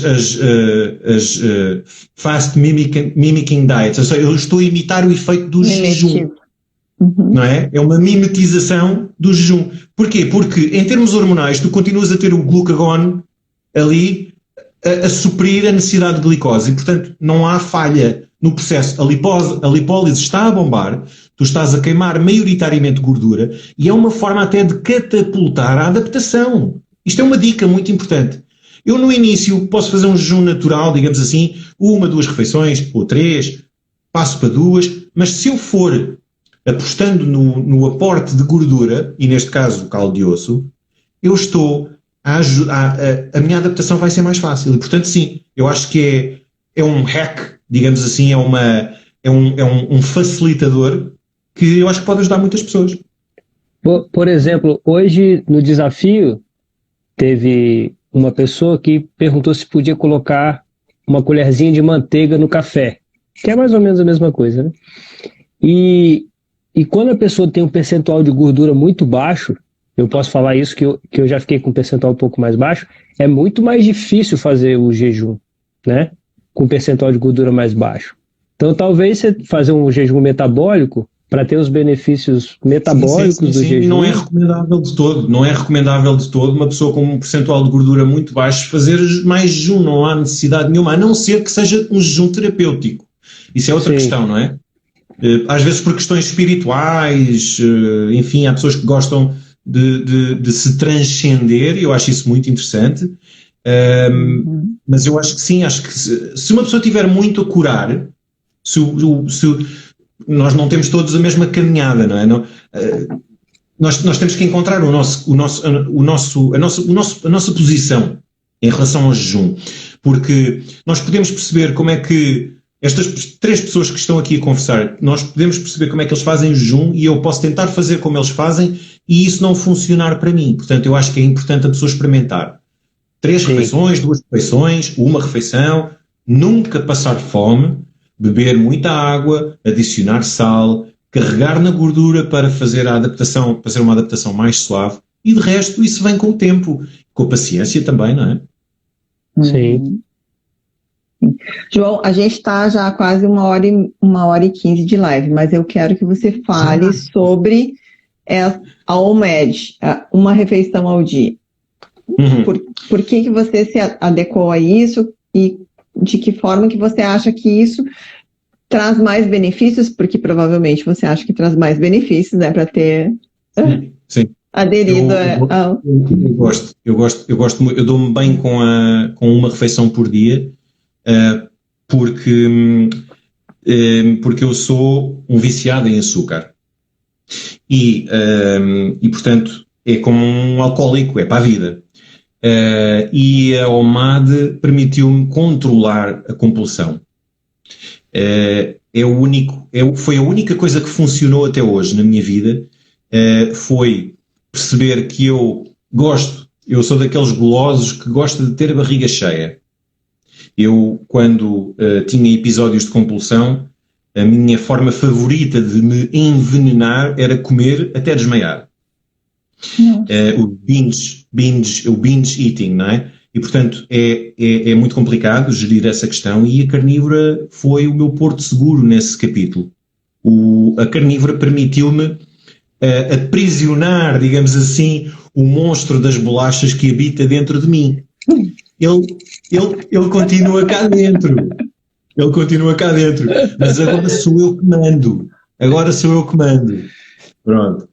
E, portanto, e depois há outro aspecto que eu acho que é importante também, que é porque é muito prático. A OMAD é muito prática porque eu fico com o resto do dia para fazer outras coisas. Eu como uma vez e estou despachado. E posso ir à minha vida, posso passar mais tempo com a minha mulher, posso passear, posso ler, posso concentrar-me mais no trabalho, e portanto eu acabo por ter mais tempo para estar com as pessoas, e gosto muito desse aspecto prático. E depois lá está, como eu sou goloso, dá-me muito prazer fazer uma refeição, não é? Porque eu, quando vejo o prato cheio, eu fico todo contente, não? E lá quanto você come? E qual refeição você faz? É o almoço, é a janta? É assim, eu agora estou a fazer estou a fazer um treino, novo pelo meu amigo César Ponce, feito pelo meu amigo César Ponce, que também está a assistir a esta live, e portanto a minha fome, o sinal da fome está completamente baralhado agora, porque é um treino muito forte, e portanto eu tive que redescobrir o sinal da fome. Portanto, eu agora estou, por exemplo, eu como normalmente à hora, eu como à noite, ok? Eu agora estou a comer à noite, porquê? Porque treino ao fim do dia, e eu treino e como a seguir. Portanto, eu já comi de manhã, já comi à hora do almoço, já comi a horas, qualquer tipo de horário, mas neste momento estou a comer à noite. Agora, aí está ele, César. E, portanto, estou a redescobrir. Agora, a quantidade de comida. Bom, vamos lá ver. O ano passado eu comia, em média, 1 kg de carne e 6 ovos. Era a minha média, digamos assim, 1 kg de carne e 6 ovos. Agora estou a comer menos carne e mais ovos, por motivos financeiros também. Porque a carne está mais cara na Europa, em Portugal, está particularmente cara, mas nós temos sempre os ovos. E quem tem ovos tem tudo. E, portanto, passei a comer 12 em vez de 6, como se calhar 600, 700 gramas de carne, adiciono manteiga, não penso nisso sequer, não contabilizo, e portanto a ideia lá está, é tapar o buraco para o monstro das bolachas não aparecer, não é? E tem mais uma vantagem ainda, né? Que você não comentou, que você faz um jejum de 24 horas todos os dias. E você pega os benefícios do jejum. Sim, quer dizer, exato. Tem uma lista enorme de benefícios. Obviamente nós sabemos que ativamos a autofagia, por exemplo. Portanto, há aqui uma série de benefícios que não são, enfim, digamos, da experiência de cada um, mas que são benefícios que são conhecidos, não é? Benefícios do ponto de vista do funcionamento do corpo, não é? Portanto, há toda essa, digamos assim, essa homeostase, lá está, essa regulação, essa autorregulação do corpo, que começa e acaba na autofagia, e como tu disseste muito bem, é um processo super importante de limpeza celular, não é? O survival of the fittest, ou seja, só as células mais fortes é que sobrevivem, porque se existem células que precisam de ser substituídas, então a autofagia vai fazer isso, é uma espécie de canibalismo celular, digamos assim, e portanto todos nós, dos pés à cabeça, somos constituídos de células mais fortes. Eu acho que isso é muito interessante. E isso é uma coisa interessante que normalmente as pessoas... Eu, pelo menos, não tinha essa noção. A gente ouve muito falar que nós somos o que nós comemos, mas isso entra por um ouvido e sai pelo outro, né? Mas, na verdade, é isso. A gente está renovando... A gente é um carro que troca de peça todo dia. A gente não é um carro que tem as peças prontas que só precisa abastecer de combustível, né? Igual que a gente pensa. A gente troca nossas peças todos os dias. Então, se você está indo lá comprando um Lego Xing Ling e colocando peça Xing Ling, sua máquina não vai funcionar. Vai enfraquecer. A qualidade vai diminuir. E é um excelente exemplo, é excelente estás a dizer isso, porque a maioria das pessoas não sabe, mas, por exemplo, as unhas crescem, o cabelo cresce, mas porquê que isso acontece? Acontece porque existe regeneração. Mas se nós pensarmos, a regeneração acontece por dentro também. E, portanto, o nosso coração, por exemplo, ou os nossos pulmões, os nossos ossos, eles não são constituídos dos mesmos materiais a partir do momento em que nós nascemos e morremos. Não, eles são renovados. E, portanto, a cada 7 meses, né? Depende. Eu já ouvi falar que a cada 7 meses a gente renova. Depende muito. Eu acho que a cada 7 meses você renova todos os tecidos do corpo, mas a gente tem alguns tecidos que se renovam mais rápido. Exatamente. Há estudos que falam em, digamos assim, tipo, uma vez por mês, digamos, o corpo auto-renova-se, não é? Sim. E, portanto, passa-se mesmo com os músculos, nós sabemos disso, não é? E, portanto, eu agora, por acaso, lembrei-me de uma questão muito importante, que é, há um médico, já faleceu, um médico muito conhecido, que era o Dr. Donald Lyman, que era um especialista no estudo do metabolismo das proteínas. E ele dizia uma coisa muito interessante, que era, em caso de desastre, em caso de uma pessoa ter um acidente em que está entre a vida e a morte, o primeiro fator de sobrevivência está relacionado com a nossa massa muscular, a nossa massa magra. E, portanto, vejam bem a vitalidade, a importância do sistema musculoesquelético. Portanto, não é só o músculo, mas é o que junta os ossos com os músculos, os tendões, é que está diretamente ligado. A capacidade de sobreviver, digamos assim, a um acidente está relacionada com a nossa massa magra. Portanto, nós queremos ter uma massa magra melhor, claro, para sobrevivermos, para curar mais depressa. Não repararam que desde que fazem a carnívora, que tudo no vosso corpo acontece mais depressa? O cabelo cresce mais rápido, as unhas crescem mais rápido. O corpo, porquê? Porque o corpo tem tijolos de qualidade. Como tu disseste e bem, não estamos a comprar aquelas pecinhas baratas para substituir, não. Nós sabemos que isso acontece muito com os ácidos gordos, nomeadamente o tal mau colesterol, não é? Porque é um colesterol que é feito a partir de gorduras, a partir dos PUFAs, não é? Poliinsaturados. Portanto, imagina, construires material do corpo a partir de uma mão de obra de segunda categoria, vai dar problema, não é? E nós sabemos que isso tem muita influência, não é? Na questão da inflamação crónica, a aterosclerose, etc. Portanto, nós queremos... E na carnívora a gente só usa peça original. E gasolina pódio. E gasolina azul. Olha, eu agora estava a pensar no que tu disseste e eu vou pegar no que tu disseste e vou-lhe dar aqui uma volta, que é, diz-se muito, e é verdade, nós somos aquilo que comemos, mas eu vou arriscar isso. Eu acho que não. Nós não somos o que comemos, nós somos o que absorvemos. E é isso que tu disseste. Com a carnívora, tudo o que entra, fica. Não sai nada. Não sai nada.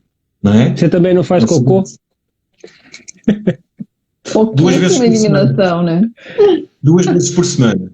Comendo 1 quilo e 6 ovos faz 2 vezes por semana. É porque você deve estar constipado. Parecem caganitas de cabra. Tá faltando fibra. Tá faltando, você deve estar constipado. A carne demora muito a digerir. A carne demora 3 dias para digerir. É por isso. Apodrece. Claro deve estar tudo podre aí. Tudo. Claro que sim. Eu estou podre por dentro. Fazer mais uma pergunta, que nas outras lives a gente sempre chega a essa conclusão. Fazer uma pergunta bem direta. Você peida, solta gases? Infelizmente não. Eu também não. Você perdeu essa. Infelizmente não, porque eu acho que tem muita graça. Eu gosto muito de brincar. Saio da dieta, né? Eu gosto muito de brincar e tenho pena porque deixei de poder fazer piada. Não é? Portanto, antigamente eu usava o peido para fazer graça e agora não tem graça nenhuma. Não tem mais. E, João, deixa eu te fazer uma pergunta. Você só mais uma piadinha. Só mais uma piadinha. Eu gostava de deixar um presente sempre no elevador. Saía do elevador, deixava um presente pro próximo. Não posso mais brincar dessa brincadeira. Vocês parecem dois meninos. Mas olha que você é estrito carnívoro. Sim. Ou Leão. Você vai no vegetal, vai na cetogênica? Não. Não, quer dizer, vamos lá ver. Eu não faço a dieta do leão, não. Porquê? Porque eu bebo café, ok? Portanto, não é preciso, não precisamos de ser radicais, porque a dieta carnívora em todas as suas vertentes já é suficientemente radical. Portanto, eu gosto de café, a vida é curta, de vez em quando também bebo um copo de vinho, portanto, os meus hidratos, digamos assim, são hidratos líquidos, digamos, porque eu gosto de café, eu gosto muito de café, e é como uma amiga minha diz, é água de lavar as sementes. É quase isso. Experimentei tirar, experimentei voltar a pôr, não notei nada assim de, digamos que, importante e decidi manter. Portanto, os meus hidratos são, por exemplo, de vez em quando como azeitonas, adoro, gosto muito de azeitonas, mas também eu como porque me apetece, se me apetecer como, se não apetecer, que é a maioria das vezes, não como, e portanto para mim tornou-se muito tranquilo ser rigoroso. E frutas? Não, zero. Zero frutas? Comi, posso dizer que nos últimos 4 anos comi para aí, sei lá, 10 peças de fruta. E foi porque, imagina, estás no verão e vem um vizinho e que te oferece uns figos e eu aceito, e os figos estão com muito bom aspecto e são fruta sazonal e eu como e gosto, claro, mas acabou. Porque se eu começo a comer fruta, o monstro das bolachas acorda. A frutose e a insulina vem, né? E tem açúcar também, né? A sacarose da fruta. A frutose tem esse problema, que a frutose é muito mais doce do que a glucose. E, portanto, a frutose é aquela molécula tramada, ela é complicada, a frutose, porque nós o sabor do doce, nós vamos lá pela frutose. É a frutose que nos faz querer mais doce. E, para piorar, ela não depende da insulina. E é por isso que é tão complicado para uma pessoa com problemas metabólicos comer fruta. Porque aquele açúcar que ela vai comer vai ser convertido rapidamente em gordura. E por isso depois resulta dos triglicéridos mais altos, a gordura hepática acumulada. Vira álcool. Exatamente. A frutose vira álcool. Tem uma pergunta sobre alimentação, mais uma coisinha. Sobre o mel. Você consome mel? Tem carnívoros que consomem. Sim, eu acho muito interessante. Eu acho muito interessante essa é uma desculpa. E tal, são as abelhas que fazem. As abelhas são animais e, portanto, faz parte da dieta carnívora. Tretas. Eu ouvi uma coisa hoje, vômito de abelha. E exato, muito bom. Eu acho genial. Mas atenção, eu fiquei a saber que há abelhas que fazem mel a partir de carne podre. E há abelhas que fazem um mel que é feito a partir de carne podre. Eu agora não me recordo do nome da espécie de abelhas, mas pesquisem isto, é muito interessante.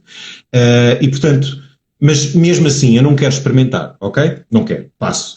Porque lá está, é açúcar, e portanto, o que é que me interessa se tem origem animal ou não? Se é açúcar, e eu sou uma pessoa com problemas, enfim, em relação à compulsão alimentar e o vício do açúcar, qual é a lógica de estar a comer açúcar? Eu já sou doce suficiente, não é? Com a neoglucogênese, eu não preciso de açúcar. Pois então, eu ouvi o Anthony Chaffee, que é aquele neurologista da carnívora, ele é australiano, ele falando sobre a frutose, falando sobre o mel. E disse que a pior ingestão de frutose que você pode fazer é a do mel. Eu concordo 200%. Concentrado. É o pior. Né? Agora, vamos lá ver. Também é preciso, lá está, é bom termos noção de que não existe preto e branco, não é? Portanto, entre o preto e o branco existem os matizes, existe um gradiente e não toda a gente é igual. E, portanto, imagina, quando o Paulo Saladino diz que eu voltei a comer mel e voltei a comer frutas, não sei o quê. Ok, tudo bem, mas tu não tens problemas metabólicos. Tu és metabolicamente flexível. A maioria das pessoas não é. E, portanto, temos que ter isso em conta, que é o contexto bioindividual. Se uma pessoa tem problemas metabólicos, temos que tirar o açúcar, porque é o açúcar que a está a fazer doente. E não só, claro, mas o açúcar, os cereais refinados e os óleos de sementes. É esta a trindade da morte. Portanto, numa fase posterior, se a pessoa não tiver dificuldade emocional, lá está, a questão da compulsão, se uma pessoa tiver o botão de on e off, se a pessoa conseguir desligar, não é? Porque eu quando comia fruta, eu comia 1 quilo de fruta. Portanto, se há uma pessoa que consegue comer uma maçã, tudo bem. Agora, há pessoas que não têm esse controlo, não é? É preciso perceber, sim. O mel é o pior. O mel é o pior porque é assim, o mel é açúcar concentrado. E o mel é 50% de frutose e 50% de glucose. Portanto, é preciso entender, sacarose, é preciso entender que o mel é, digamos, um shot, é uma espécie de uma injeção. Porquê? Porque tu tens um açúcar que passa pelo circuito, ou seja, ele passa despercebido, digamos assim, pelo controle insulínico, não é? Metade desse açúcar vai diretamente para o fígado. Isso até pode ser bom do ponto de vista, repara, isto é interessante, isto até do ponto de vista de performance pode ser interessante. Eu posso utilizar o mel para criar glicogénio rápido. Ok, tudo bem. E, portanto, é uma experiência. Cada um tem que fazer. Se eu estiver interessado eu já fiz isso. Excelente. E como é que foi? Eu já fiz isso uma vez. Eu fui fazer uma prova, eu nado, né, no mar. Fui fazer uma prova, eu tomei uma colher de mel antes de nadar. Eu senti que deu uma energia extra mesmo, para o começo ali, né? Que era uma nadada um pouco mais longa. Sim. Estás a ver, mas tu fizeste essa experiência. Eu acho que isso é o melhor, é nós fazermos essa... Mas a questão toda também é o ciclo vicioso, né? Sim. Porque... fazer esporadicamente é uma coisa, não é? Tem pessoas que com uma colher de mel, assim, e o nosso organismo é incrível, porque você come uma colher de mel às 10 da manhã, no outro dia, às 10 da manhã, você está com vontade de comer de novo. Exatamente. Né? Isso é o mecanismo cerebral do vício. É a antecipação. Você já está criando... É o centro de recompensa. É o centro de recompensa. É a dopamina que está sendo liberada ali. Dopamina. Nós temos uma parte no nosso cérebro muito importante e muito complicada, e é provavelmente a parte do meu cérebro que está mais desregulada, que é o nucleus accumbens, que é o centro da recompensa. E, portanto, aquela ideia de hoje é sexta-feira, amanhã é sábado, eu mereço.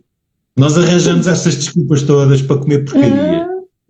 Que nem a vovó Pete falou ali, ó, concordo com o João, a unidade da banana para mim era uma dúzia. E a gente perde o controle, né? Exato. Portanto, para não perder o controle, não é? Como é que diz o ditado? Longe da vista, longe do coração. E, portanto, uma colher de mel para quê? Porquê? Porque tem propriedades antifúngicas. A sério? É açúcar.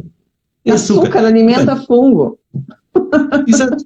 Olha, exatamente. Portanto, nós matámos à fome, digamos assim, a microbiota, digamos assim, ou a cândida que dominava o nosso intestino. Nós matámos-la à fome e, portanto, hoje em dia, quem manda no nosso intestino somos nós, não é a cândida. E agora, se eu começar a dar açúcar, a cândida vai reaparecer e, portanto, a cândida deve ser, vamos lá ver, é o monstro das bolachas cândida. Estás a perceber? Ela entra no comando. Exatamente. E é como tu disseste bem, é um ciclo vicioso. E eu acho que é preferível nós fazermos pequenas alterações cirúrgicas e práticas que nos mantenham longe da tendência de querer esse doce. Portanto, a posteriori, Se já estivermos curados, se estiver tudo bem, a pessoa pode querer fazer esta experiência e eu acho que deve, ok? Porque lá está, nós somos o nosso próprio ensaio clínico e o que é bom para ti pode não ser bom para mim, vamos ver. É diário, essa é uma jornada de autodescoberta. Exatamente. Tem uma pergunta aqui na caixinha, eu vou puxar uma pergunta, porque eu já estou puxando as perguntas para a gente poder ir adiantando algumas coisas. Tem uma... Não, essa aqui do caldo de ossos... Tá, não, parei, não é essa. Nunca, é do caldo de osso, nunca repor água, nunca se põe água durante o processo Não era essa que eu puxar, mas vai essa, não se pode, se repõe. Okay. Nunca reponha, não reponham água. Tá, o que eu quero puxar é aqui, ó. Excesso de carne pode fazer mal. É importante se preocupar na relação alta de ômega 6, tá? Ômega 6 em relação ao ômega 3. A pergunta é sobre o quê?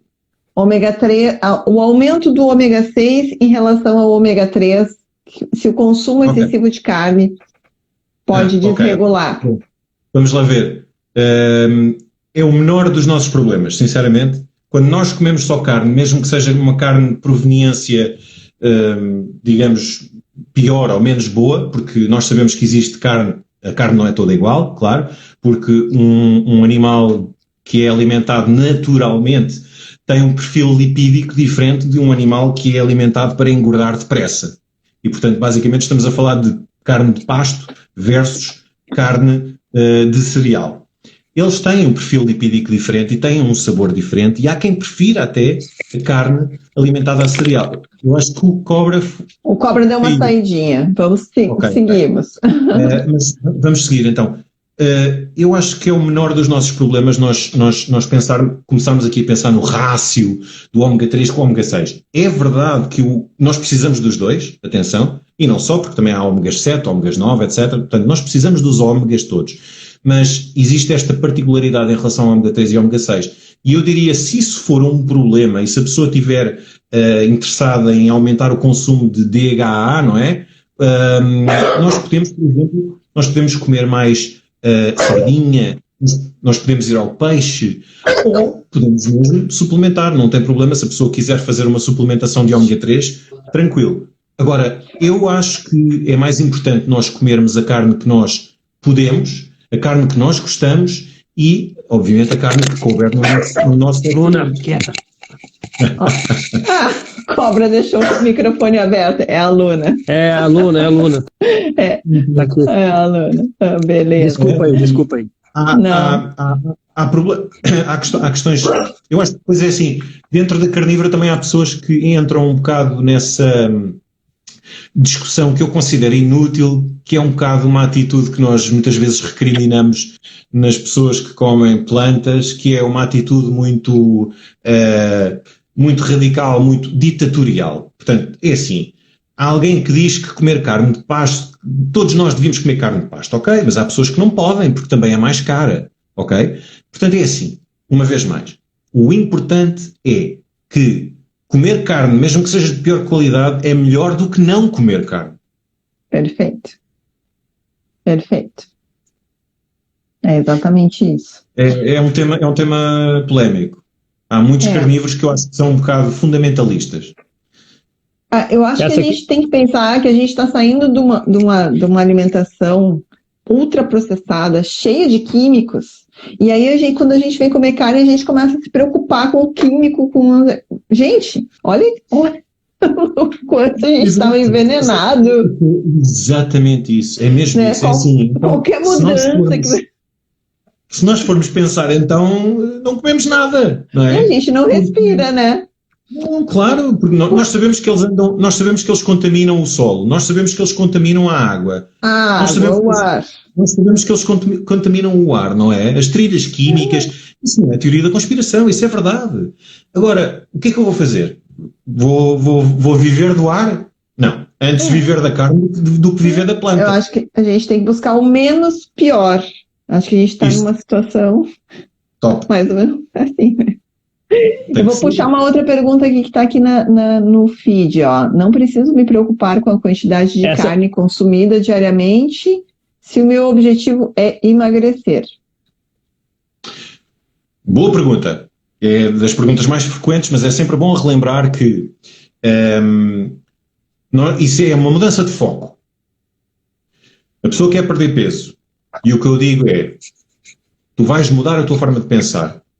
Eu quero ganhar saúde primeiro. Perder peso é uma consequência do processo de cura. E não pode acontecer à pressa. Não podemos ter um objetivo material de exigir de perder 10 quilos para poder caber no vestido para ir ao casamento da amiga. Isso não pode ser assim. Não pode ser assim, porque é um objetivo desestruturado, não tem estrutura mental e, portanto, tu tens que fazer bem ao teu corpo, e fazer bem ao corpo é alimentar. E se tu não tens uma dieta razoável e se estás a entrar na carnívora para perder peso, vai correr mal. Vai correr mal. Porque, por exemplo, eu ganhei peso ao início, quando comecei a carnívora, porque eu não sabia qual era a minha fome. Eu não sabia.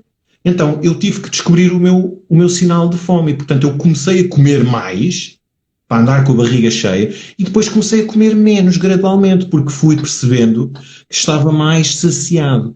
E, portanto, não façam atalhos. Não optem pela via mais rápida. Perder peso pode ser um problema muito grande, porque é uma oscilação hormonal muito grande, não é? Perder peso é um stress para o corpo. Perder gordura é outra coisa, é diferente.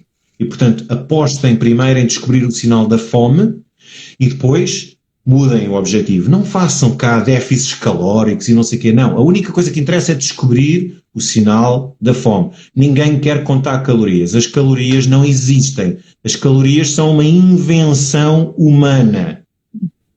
Ok? Nós não somos calorímetros. Não somos sistemas fechados mecânicos. Não. O corpo é uma complexa, digamos, uma máquina interdependente, muito complicada. É um sistema de sistemas biológicos. Não dá para perceber o que é que entra, o que é que sai em termos de valor calórico. Não. Isso é tudo treta. O corpo não tem sensores para as calorias. O corpo não sabe o que são calorias. O corpo sabe sim o que fazer com a origem das calorias. Portanto, comam alimentos de elevada densidade nutricional, apalpem o vosso sinal de fome, ou seja, vocês têm que descobrir, tens que ser tu a descobrir o teu sinal de fome. Ok? E deixa para trás os objetivos materiais. O objetivo é ganhar saúde. Perder peso é uma consequência do processo de cura do corpo. Exatamente. Eu gosto para uma questão didática, quando eu estou ajudando alguém, eu gosto de dividir em 3 fases a carnívora, assim, o início. Aí eu falo assim, na primeira fase, é a fase de comer pra caralho a beça. Você vai comer, mas eu não tô com fome, mas você vai comer. E quando você chegar na sua saciedade, você come mais um pouquinho, e aí você vai passar da primeira fase, que é a fase de supernutrição, que você estava desnutrido, e agora você se nutriu. A próxima fase, que ela vem automática com a leitura do corpo, que é exatamente isso que você falou, é descobrir a minha fome e a minha saciedade. Então, a segunda fase é, eu não acordei de manhã, eu não consigo comer. Pula essa refeição, vai para a próxima. Que aí entra o jejum natural. Nessa fase, a pessoa vai começar a descobrir a saciedade e a fome. A fome e a saciedade. Depois que ela passa dessa segunda fase, aí eu digo que ela vai para a terceira fase, que é a fase que a gente está hoje, né? Que é a fase mágica, que você vai comer quando e quanto você quiser. Você sentir o seu corpo pedir. Excelente, excelente. É muito bom. E o corpo se adapta naturalmente a isso. É incrível. Eu perdi 25 quilos, João, em 6 meses. Foi uma média de 4 quilos por mês. E o meu objetivo não era esse. Meu objetivo sempre foi a cura da fibromialgia. Mas foi uma coisa que aconteceu naturalmente. Um bônus. Foi um bônus. E aconteceu naturalmente, e eu notei que esse emagrecimento foi um emagrecimento completamente diferente de outras dietas que eu fiz no passado, que eu perdi peso, né? E ela me emagreceu me dando fortalecimento muscular, sem fazer muita atividade física, porque eu venho de anos sem atividade física e eu estou iniciando devagar. Então, assim, é um emagrecimento completamente diferente. É um emagrecimento que te traz tonicidade, que te traz mais firmeza e que te traz a diminuição da inflamação do corpo, a diminuição da celulite, a diminuição daqueles microvasos, principalmente nas mulheres, né? Aqueles vasinhos de cacho de uva, assim. Sim. Simplesmente desaparece, né? Então, para mim, o emagrecimento foi um bônus e o meu maior presente foi a cura da fibromialgia, né? Porque em 3 meses de dieta, eu já tinha curado a fibromialgia, né? E agora eu venho, né, fazendo a manutenção disso. Às vezes eu dou umas escapadas, e eu sinto que o meu intestino não está pronto, não está curado ainda para receber alimentos, porque ainda tem permeabilidade, eu ainda sinto dor, né? Então, mas o emagrecimento, na verdade, é um presente e acontece de forma natural na carnívora, né? Mesmo que você... O que eu falo com as pessoas é assim, você acha que você quer emagrecer. Você não quer emagrecer. Você quer ter saúde. Você quer ter saúde. Porque uma pessoa que tem saúde, ela é naturalmente magra. Então você tá mirando no emagrecimento, mas o que você quer realmente no fundo é ter saúde. E a saúde, a carnívora entrega plena. E naturalmente você vai emagrecer. Não precisa se preocupar. É verdade. Muito bom. Aí perguntaram quanto tempo que é cada fase dessa. Aí eu vou responder como a resposta que a gente sempre dá, né? É o que a Alessandra acabou de falar. É o que a gente estava conversando. Quem vai ditar isso é a sua saúde, é a sua recuperação da saúde. Se você tiver com a saúde muito quebrada, vai demorar mais. Se você tiver já na saúde mais ou menos, você vai avançar nessas fases mais rápido. E só que, vou te falar 10 dias, não tem como falar, vai depender da individualidade, da leitura do corpo de cada um, mas que com certeza você vai passar por essas fases, elas vão acontecer e o emagrecimento vem como um bônus, vem como consequência de recuperar a sua saúde. Espetacular. Exatamente. Gente, vou ver se tem mais alguma pergunta aqui, pode ser? Porque a gente já... Ok, bora. A gente já está com 2 horas aqui de live. Eu estou com tempo, mas o João ainda... Tranquilo. Tá ficando tarde aí, né, João? Tá, eu sou fã de torresmo também, tá? Torresmo é 1 quilo por semana aqui em casa, tá? Torresmo. E sacia pra caramba. Essa pergunta aqui é a que todas as lives a gente recebe, né? Não. Vamos ver, a forma mais rápida de responder é assim. Vamos lá ver. O colesterol, ele é produzido pelo fígado, consoante a demanda, ok? E fala-se, não sei se é verdade ou não, mas em média o corpo produz 2 gramas de colesterol. O fígado produz 2 gramas de colesterol. O que é que acontece se eu ingerir mais colesterol? Eu vou dar uma folga ao fígado, ok? O colesterol da dieta não faz aumentar o colesterol sérico, o colesterol no sangue. Não é assim. Não é por comer mais colesterol que eu vou ter um número de colesterol mais elevado. Se bem que os números do colesterol valem o que valem, e nós sabemos que valem pouco, ok? Os números mais importantes do colesterol são 2, ok? Triglicéridos, baixinhos, ok? E o LDL, o dobro dos triglicéridos. Agora, se o LDL está em 100, 200, 300, 500, o LDL está como tem que estar. Se uma pessoa está num processo de cura, o LDL vai estar mais elevado porque há muito para desinflamar. E, portanto, o LDL são as ambulâncias. Se nós temos problemas no corpo, nós temos mais ambulâncias a circular. Esqueçam os números do colesterol.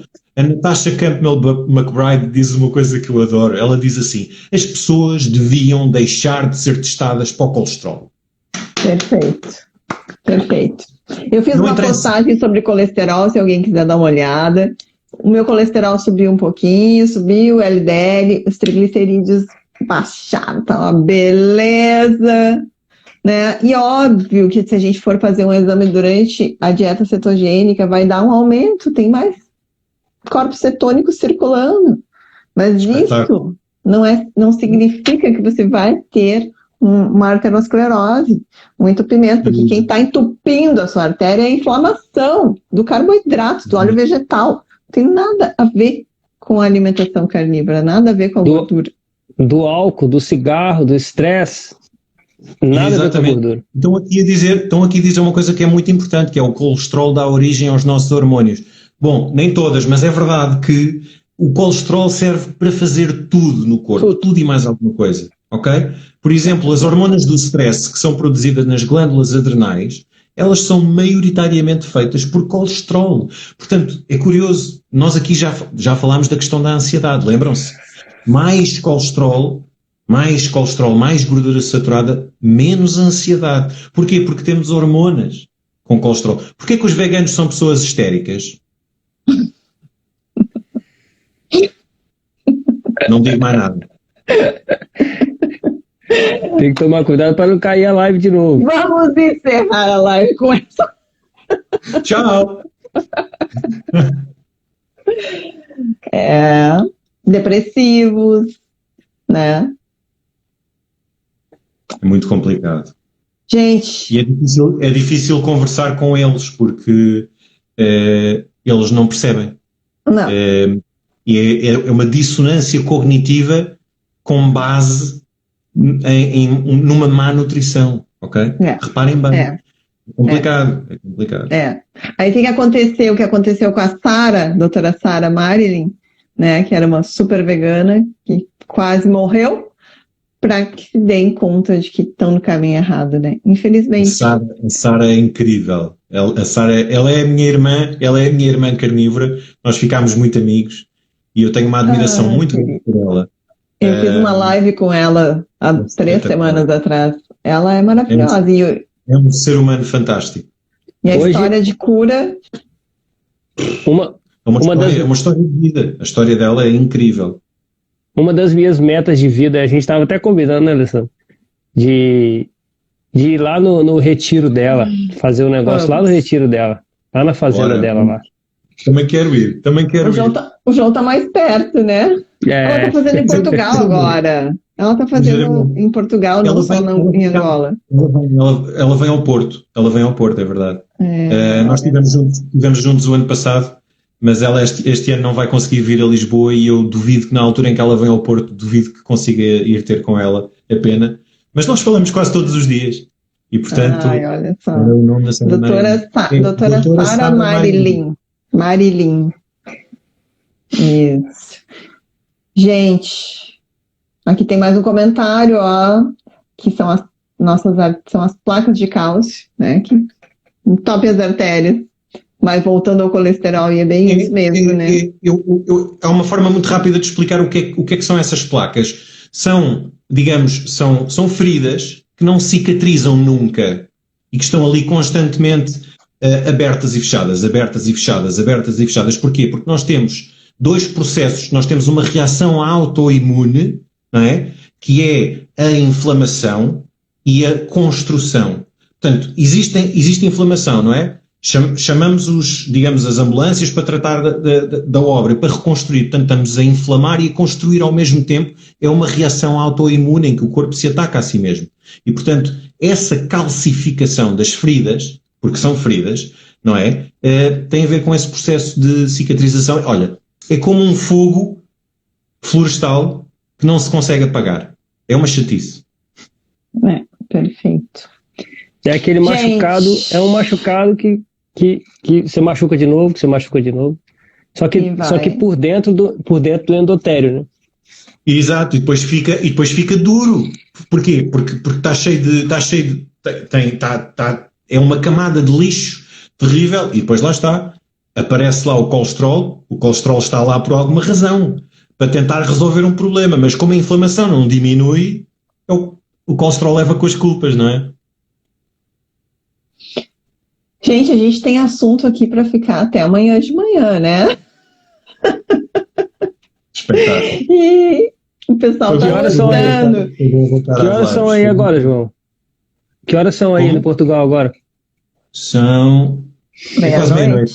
Meia-noite, né? Vamos deixar o João dormir, gente. Vamos. Não, mas eu estou acordadíssimo, porque esta partilha é muito bom estar aqui com vocês, é bom estar com pessoas que têm esta capacidade de aprender, de partilhar, de ensinar também, portanto, esta aprendizagem, não é? Partilhar é gostar, e nós estamos aqui uns para os outros, e portanto é mesmo isto. Eu estou muito feliz e muito contente de ter voltado ao Instagram e de estar aqui com vocês. Muito obrigado mesmo. Hoje eu assisti um vídeo que eu achei muito interessante. O cara deu o exemplo de uma pessoa que passou no... Não sei se você já ouviu essa história. O cara estava passando no drive-thru da Starbucks. Já ouviu essa história? Não. E aí ele resolveu pagar o café da pessoa que estava atrás, no carro de trás, sem conhecer.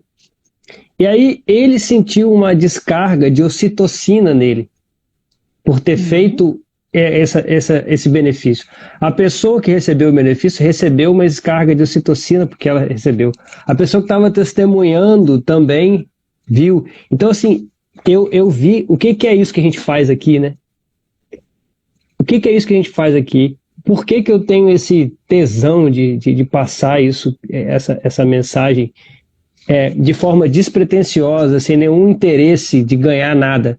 Porque eu tenho uma recompensa de ocitocina, que é o hormônio do amor, né? Que é o hormônio, quando a mulher pare, ela sente essa descarga de ocitocina, por isso que ela faz tanta dor.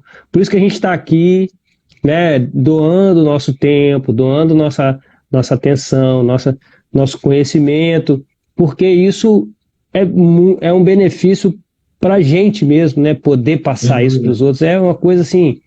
Eu estou realmente muito feliz de estar conseguindo fazer isso. João, você é um cara que eu estou nessa caminhada aí também há bastante tempo, e eu estou hoje aqui, a Alessandra sabe disso, eu conversei com ela, eu estou realizando um sonho de estar aqui fazendo essa live com você, tá? Você é um cara que me ajudou muito, eu me inspiro muito nas coisas que você faz, tá? E eu tenho minha cachorrinha que também é carnívora. Eu faço a gente é muito parecido, assim, eu gosto muito de seguir, tá? Queria te agradecer por você ter aceito o nosso convite, porque tá aí até meia-noite com a gente aqui, prestando esse serviço de amor aí para os outros, tá? Tamo junto, obrigado, cara. E isto ninguém nos pode tirar, o amor é uma coisa que se contagia, não é? Exato. Ah, João, olha, sem palavras, faço das palavras do Cobras minhas, te agradeço muito por ter aceitado o nosso convite. E, gente, vamos reconstruir esse perfil novo aqui do João, né? Do Nutrivorismo, quem não está seguindo ele, bora lá. E eu quero ver umas postagens top, João. Quando eu comecei o meu perfil, eu roubei uma postagem sua para iniciar o meu. A segunda postagem do meu perfil é uma postagem sua sobre a carne. Então, assim, você faz parte também da minha caminhada. Tô com saudade das suas postagens. Vamos lá, eu quero ver mais coisa naquele perfil. Vamos lá. O João, gente, é um cara sensacional. Tá? Na primeira jornada da Rebelião Saudável, você deu uma palestra lá que foi assim, de tirar o chapéu. É um cara autodidata, assim como eu e o Alessandro também, não tem um diploma para botar na mesa, né? E eu acho que isso é até bom, de certa forma. A gente tem mais liberdade. Esses diplomas que a gente vê por aí, eles servem para... Podemos dizer o que queremos sem papas na língua.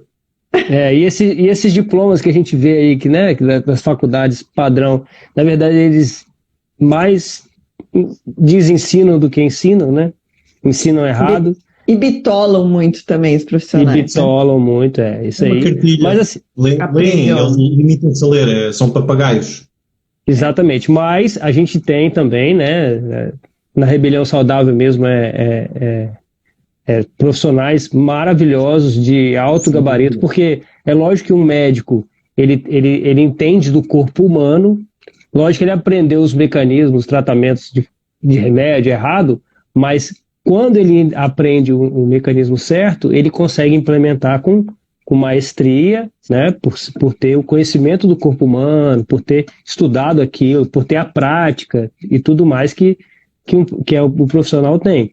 Mas esses que estão dentro da caixinha vão me desculpar, a gente tem que... Né? Ainda bem que tem muitos saindo da caixinha, né? Muitos. Verdade. E tem muito valor por terem sido capazes de admitir que erraram, e é aqui que eu acho que é muito bom, esta malta da jornada da rebelião saudável, não é? Uma série de médicos, eles dizem assim, eu dei conselhos às pessoas que eu hoje sei que estavam errados. Uhum. Esta humildade é incrível. E o mundo precisa de mais pessoas assim. Precisa. Ai, gente, tá tão bom isso aqui. Né? Mas pronto. Ai, mas... Havemos de combinar outras lives. Eu acho que nós vamos te chamar novamente. Quero ver tuas postagens bombando lá, quero ver conteúdo, tá todo mundo sedento por essas informações, né? O nosso objetivo aqui é justamente esse. Isso aí. Vocês que estão aí na live, vocês que vão assistir depois, segue o João lá. Vamos colocar a gente consegue ver na live, né? O perfil dele? Consegue ver na live, sim. É só acessar na setinha ali em cima, do lado do meu nome. Vocês são inscritos. E vocês já seguem aí o João. Certo, João? Uma boa noite para você. Uma boa noite para todos. Cobra, obrigado. Boa maravilhoso, noite, como sempre. Esse nosso bate-papo é riquíssimo. Foi um prazer. Tamo junto, João. Beijo. João. Beijo.